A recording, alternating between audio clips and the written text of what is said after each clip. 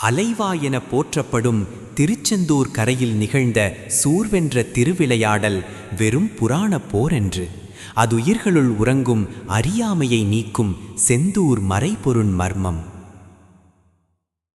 பத்மன் என்பது பேராசை, சிங்கமுகன் என்பது மயக்கம், தாரகன் என்பது செருக்கு. இம்மும்முலன்களை ஐம்புலன்களால் வெல்ல இயலாது மாந்தரே. அகந்த இருளை அழிக்கவே சிவப்பரம்பொருளின் நெற்றிக் கண்ணில் உதித்த அறிவொளியாம் ஆறாம் அறிவே சூர்வென்ற சுடர்வேலவன். திருச்செந்தூர் திருத்தலம் யோக மார்க்கத்தில் சுவாதிஷ்டானம் எனப்படும் அடிப்படை ஆற்றல் மையம். இங்கு ஞானமென்னும் கூர்வேல் கொண்டு இருள் குணமாகிய ஆணவத்தை வேறறுக்கின்றான் செந்திலாண்டவன்.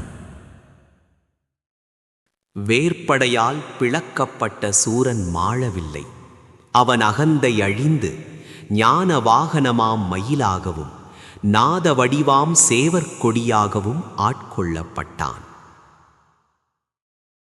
ஆணவமழிந்தால் இறையருள் கைகூடும்.